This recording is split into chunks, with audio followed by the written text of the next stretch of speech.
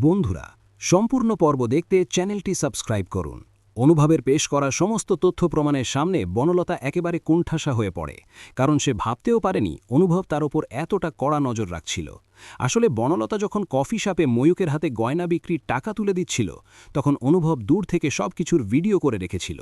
শুধু তাই নয়, যে গয়নার দোকানে বনলতা ঠাম্মির গয়না বিক্রি করেছিল, সেই দোকানের সিসিটিভি ফুটেজ এবং দোকানদারের বয়ানও অনুভব আগে থেকেই জোগাড় করে এনেছিল। পুলিশ যখন বনলতার ব্যাগ তল্লাশি করতে যায়, তখন বনলতা লাজুকে ফাঁসানোর জন্য নিজের ব্যাগে রাখা চুরির বাকি টাকাগুলো লাজুর ব্যাগে লুকোনোর চেষ্টা করে, কিন্তু হাতে নাতে পুলিশের কাছে ধরা পড়ে যায়। বনলতা নিজের অপরাধ ঢাকতে তখন কান্নাকাটি শুরু করে আর বলে যে সে ময়ূকের ব্ল্যাকমেইলিংয়ের শিকার হয়েছিল বলেই এই কাজ করতে বাধ্য হয়েছে। কিন্তু ঠাম্মি সাফ জানিয়ে দেন যে অভাবের জন্য চুরি করা যায়, কিন্তু স্বভাবের জন্য নয়। আর বনলতা বাড়ির শান্তি নষ্ট করার জন্য যা যা করেছে তা কোনোভাবেই ক্ষমাযোগ্য নয়। জেঠিমণিও বনলতাকে ছিছি করতে থাকেন, কারণ তারা কোনো দিন ভাবেননি বাড়ির বড় বউ হয়ে সে এভাবে ঠাকুরমার গয়না চুরি করবে। অন্যদিকে অনুভব পুলিশকে বলে আইন অনুযায়ী যা ব্যবস্থা নেওয়ার তা নিতে, কারণ সে আর এই মিথ্যে সম্পর্কের বোঝা বয়ে বেড়াতে চায় না। বনলতা বুঝতে পারে যে সে নিজের খোঁড়া গর্তে নিজেই পড়ে গেছে, আর লাজুকে ছোট করতে গিয়ে সে আজ সবার চোখে ছোট হয়ে গেল।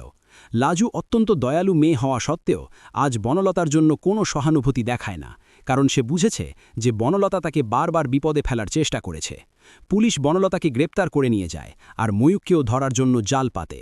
বনলতা চলে যাওয়ার পর বাড়ির পরিবেশ কিছুটা থমথমে হয়ে থাকলেও অনুভব লাজুর পাশে এসে দাঁড়ায় আর বলে যে এতদিন যে অন্যায় লাজুর সাথে হয়েছে তার প্রায়শ্চিত্ত সে করবে। ঠাম্মি লাজুকে আশীর্বাদ করে বলেন যে আসল গয়না তো বাড়ির বউয়ের চরিত্র, আর লাজু সেই পরীক্ষায় 10-এ 10 পেয়েছে। সুদেব যখন লাজুর এই সাফল্যের কথা শোনে, সেও নিজের ভুল বুঝতে পারে, কিন্তু লাজু এখন নিজের পড়াশোনা আর লক্ষ্য নিয়ে অনেক বেশি সচেতন। সে অনুভবকে জানিয়ে দেয় যে সে ডাক্তার হয়ে গরিব মানুষের সেবা করতে চায়, আর এই যাত্রায় অনুভব তার সবথেকে বড় সহায় হয়ে ওঠে।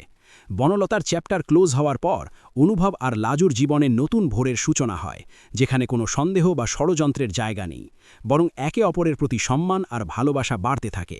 বনলতা জেলে বসে নিজের কৃতকর্মের জন্য অনুশোচনা করতে থাকে, কিন্তু সমর্থ আর ফিরে আসে না। এভাবেই দুষ্টের দমন আর শিষ্টের পালনের মাধ্যমে গল্পের এক নতুন মোড় আসে, যা দর্শকদের মনে করিয়ে দেয় যে সত্যি একদিন ঠিক সামনে আসে।